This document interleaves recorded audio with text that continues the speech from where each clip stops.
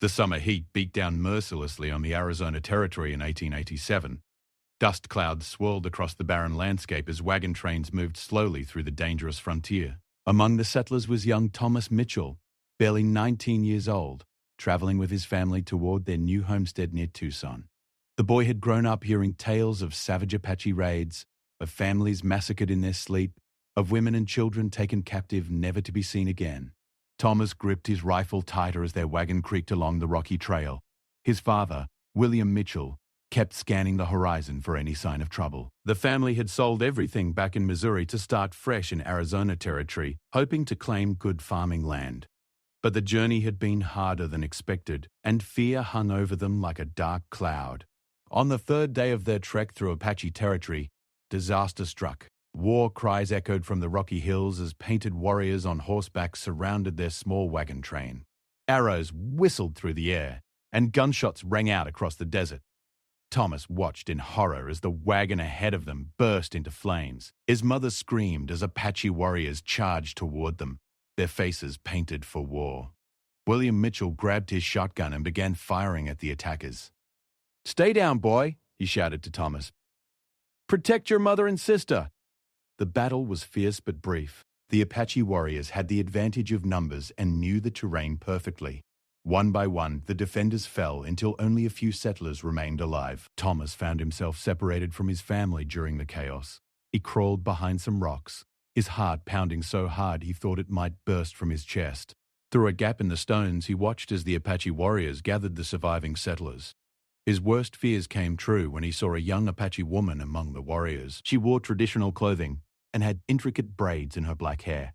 The woman was speaking to an older warrior. Thomas could not understand their language, but he could see they were discussing the captives. His mind filled with all the horrible stories he had heard about what happened to prisoners taken by Apache raiders. Fear and rage consumed him as he watched this woman who he believed was planning his family's torture and death. Without thinking clearly, Thomas picked up a handful of rocks. His hands shook with terror and anger as he threw them toward the Apache woman. The stone struck her shoulder and back, causing her to cry out in pain and surprise. She turned toward his hiding place, her dark eyes wide with shock.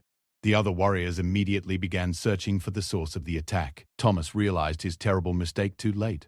He had revealed his position and put himself in deadly danger. The Apache warriors quickly found him cowering behind the rocks. They dragged him out roughly, shouting in their language. The young man expected to be killed immediately, but instead they tied his hands and forced him to march with the other captives. As they walked through the desert, Thomas kept staring at the Apache woman he had struck with stones. She held her injured shoulder, but never looked back at him with hatred.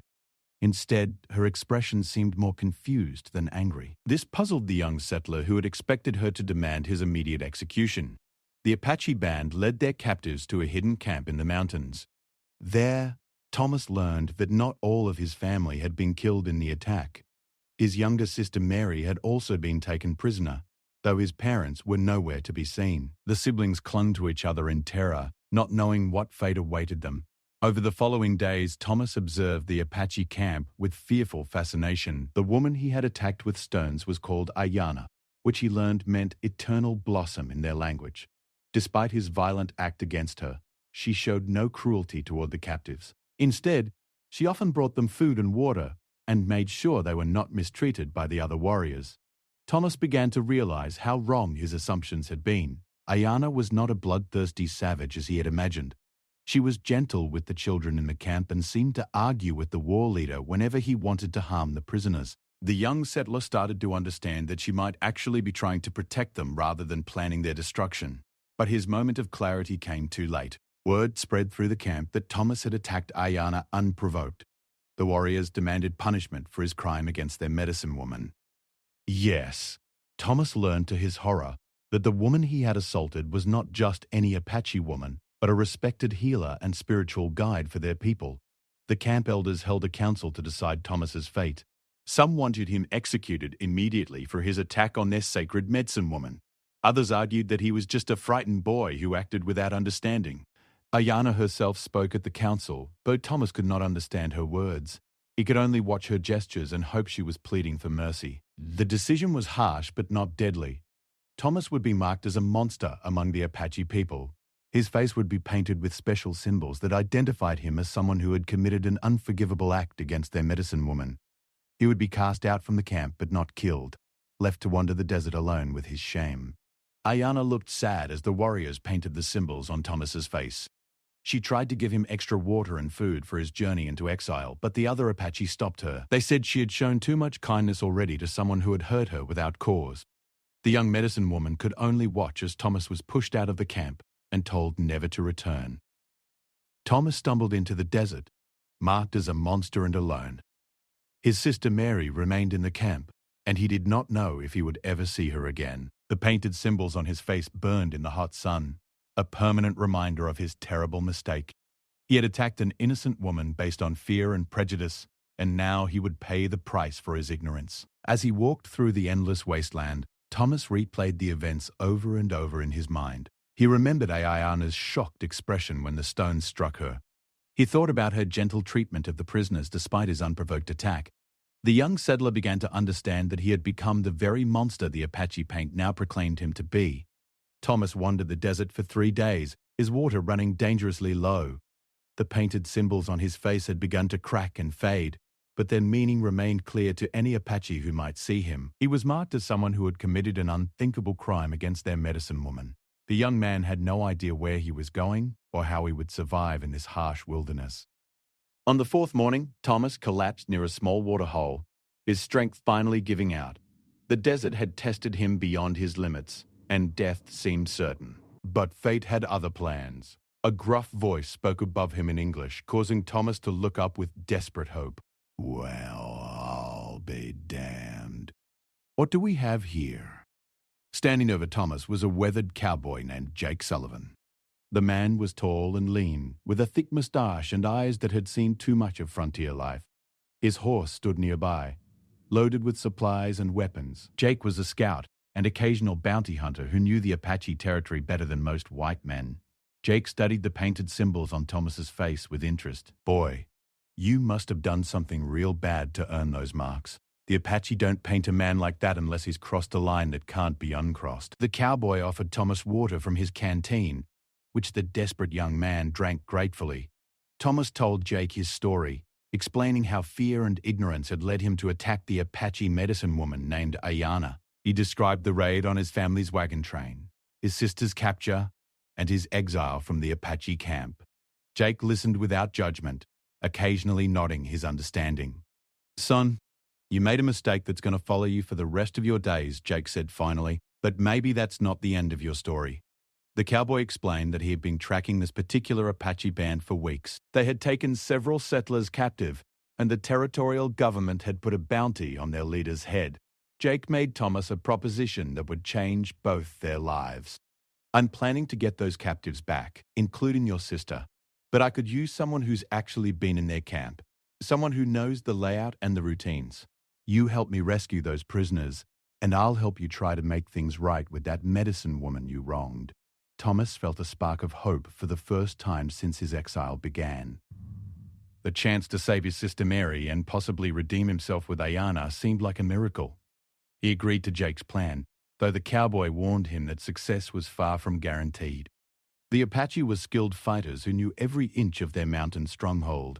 Jake spent the next 2 days teaching Thomas essential survival skills and gathering intelligence about the Apache camp. The cowboy had contacts among friendly Apache bands and Mexican traders who provided valuable information.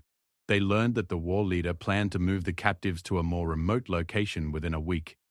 Meanwhile, in the Apache camp, Ayana struggled with her own conflicted feelings. The medicine woman had been deeply hurt by Thomas's unprovoked attack, not just physically but emotionally. She had been trying to protect the captives, including him, when he struck her with stones. The incident had shaken her faith in her ability to bridge the gap between Apache and white cultures. The other warriors questioned why Ayana had shown mercy to Thomas at his punishment council. Some believed she had been too soft on someone who had assaulted their medicine woman. The camp's war leader, a fierce man named Cochise' nephew, Nike, particularly criticized her decision to speak for leniency. Ayana found herself caring for Thomas's sister Mary, who had fallen ill from the stress and harsh conditions of captivity. The young white girl reminded the medicine woman of her own sister who had been killed in a cavalry attack years earlier. Despite her hurt over Thomas's attack, Ayana could not help but feel protective toward this innocent child. Mary often asked about her brother's fate, and Ayana struggled to explain in the little English she knew. The medicine woman began to understand that Thomas's violent reaction had come from fear and misunderstanding, rather than pure hatred. This realization did not excuse his actions, but it helped her see the deeper tragedy of the conflict between their peoples. As Jake and Thomas prepared for their rescue attempt, they carefully studied the mountain camp's defenses. Jake's experience told him that a direct assault would be suicide against such skilled warriors. Instead, they would need to use stealth and timing to create a diversion that would allow the captives to escape. The plan was dangerous and complex. Jake would approach the camp openly under a flag of truce, claiming to be a trader interested in exchanging goods for prisoners. While the Apache were distracted by negotiations, Thomas would sneak into the camp from the opposite direction and guide the captives to safety. Thomas felt terrified at the thought of returning to the camp where he had been marked as a monster, but his love for his sister and his growing guilt over his treatment of Ayana drove him forward. He painted his face with mud to disguise the Apache symbols and prepared for what might be his final mission. The night before their attempt, Jake shared more of his own story with Thomas. The cowboy had once been married to a Mexican woman who was killed in an Apache raid. For years he had burned with hatred and desire for revenge, but time and experience had taught him that violence only bred more violence, and that understanding was the only path to peace. "I've learned that most folks, Apache or white, are just trying to protect their families and live their lives," Jake told Thomas. "The real monsters are the ones who can't see past their own fear and hatred." The cowboy's words hit Thomas hard, making him realize how his prejudices had turned him into the very thing he had feared. As dawn approached, Jake and Thomas moved into position around the Apache camp. Thomas's heart pounded as he recognized familiar landmarks from his time as a prisoner. Somewhere in that camp, his sister waited for rescue, and Ayana continued her work as a healer despite the pain he had caused her. The rescue attempt was about to begin, and Thomas knew that this might be his only chance to save his sister and somehow make amends for his terrible mistake. But he also understood that facing Ayana again would be the hardest thing he had ever done. How could he look into the eyes of the woman he had wronged and ask for her forgiveness? Jake began his approach to the camp, calling out in Spanish that he came as a peaceful trader. The Apache warriors emerged from their hiding places, weapons ready but curious about this lone cowboy who dared to enter their territory. The diversion had begun, and Thomas knew he had to move quickly to reach the captives before his presence was discovered. Everything depended on the next few hours. Success would mean freedom for his sister and the other prisoners. Failure would likely mean death for both him and Jake. But most importantly for Thomas, this mission represented his chance to prove that he was not the monster his painted face had proclaimed him to be. Thomas crept through the rocky terrain surrounding the Apache camp, his heart hammering against his ribs. The morning sun cast long shadows that provided perfect cover as he approached the area where the captives were being held. He could hear Jake's voice in the distance, speaking in broken Spanish with the Apache leaders about trading rifles for prisoners. As Thomas drew closer to the camp, he spotted his sister Mary sitting with 3 other white captives near a small fire. She looked thinner and more frightened than when he had last seen her, but she appeared unharmed. Relief flooded through him, followed immediately by renewed determination to get her to safety. But as Thomas positioned himself to signal his sister, a familiar figure emerged from one of the wiki-ups. Ayana stepped into view, carrying a bowl of what appeared to be medicine. Even from a distance, Thomas could see the careful way she moved her left shoulder, still favoring the spot where his stones had struck her days earlier. The medicine woman approached the captives and began speaking softly to Mary in broken English. Thomas watched as Ayana gently examined his sister's arms and legs, checking for injuries or signs of illness. Her touch was kind and professional, showing no hint of the cruelty Thomas had once expected from Apache captors. Seeing Ayana's gentle care for his sister made Thomas's guilt burn even hotter. This woman had been protecting the prisoners all along, and he had attacked her based on nothing but prejudice and fear. The painted symbols on his face felt like they were on fire as he remembered his moment of blind hatred. Thomas knew he had to act quickly, while Jake's diversion held the warrior's attention. He picked up a small pebble and tossed it near Mary to get her attention. When she looked in his direction, He carefully showed himself and gestured for silence. Mary's eyes widened with joy and disbelief at seeing her brother alive. But as Thomas prepared to signal the other captives, disaster struck. A young Apache boy playing nearby spotted the stranger hiding in the rocks. The child's shout of alarm immediately brought warriors running toward Thomas's position. Within seconds, the rescue attempt had turned into a deadly trap. Thomas found himself surrounded by angry Apache warriors. Their weapons pointed at his chest. The painted symbols on his face were still visible beneath the mud he had used as camouflage. The warriors recognized him immediately as the monster who had attacked their medicine woman and been exiled from the camp. Naichi, the war leader, pushed through the crowd with fury blazing in his eyes.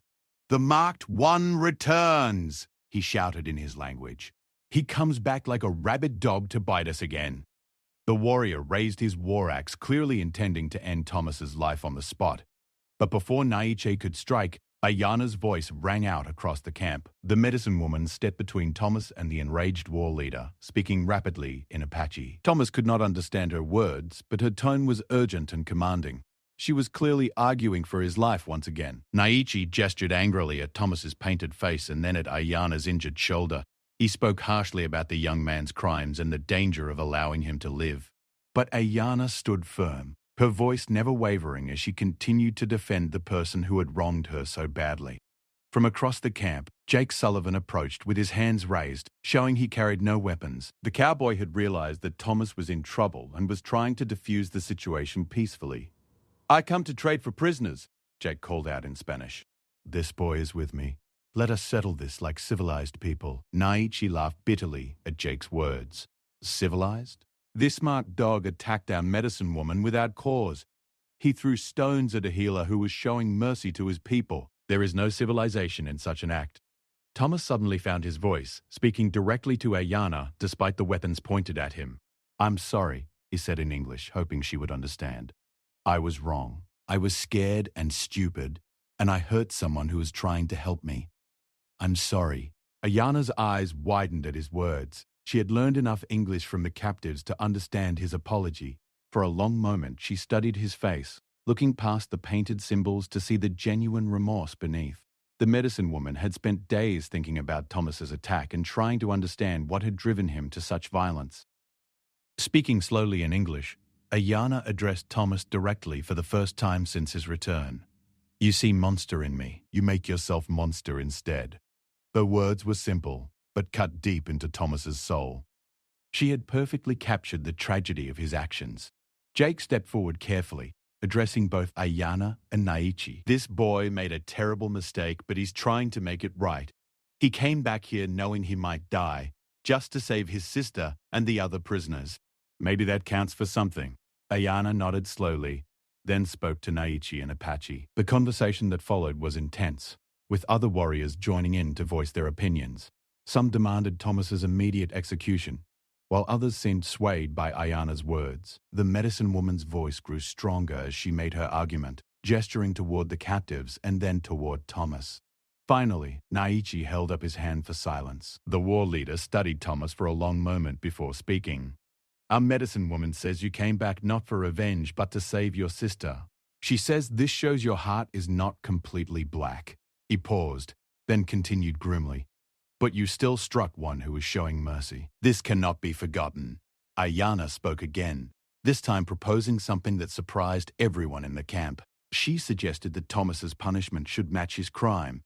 Since he had struck her while she was helping prisoners, he should now help prisoners himself. If he truly wanted to make amends, he could take the captives and leave, but he must also carry a message to the white settlements. The message was both simple and profound.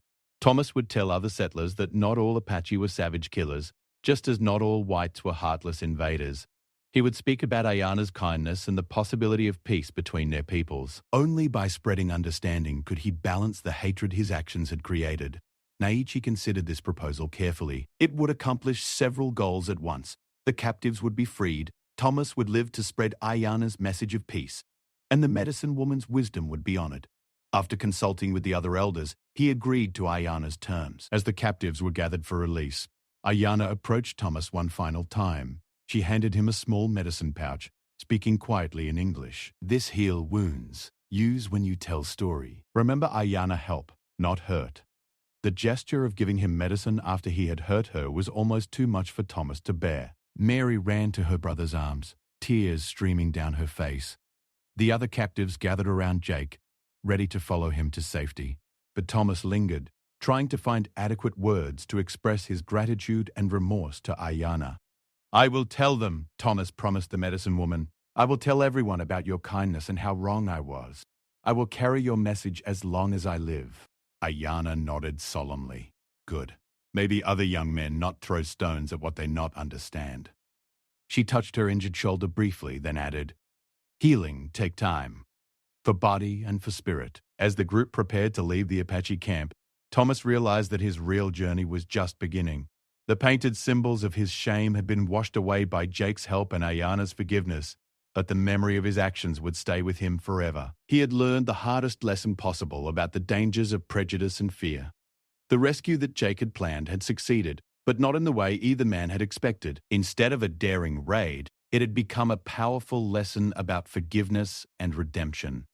Thomas had entered the camp as a marked monster, but he was leaving as a messenger of peace. Years later, Thomas would indeed keep his promise to Ayana. He would tell their story at every settlement, church, and gathering he could find. He spoke about the Apache medicine woman who had shown mercy to her enemies and tried to build bridges between warring peoples.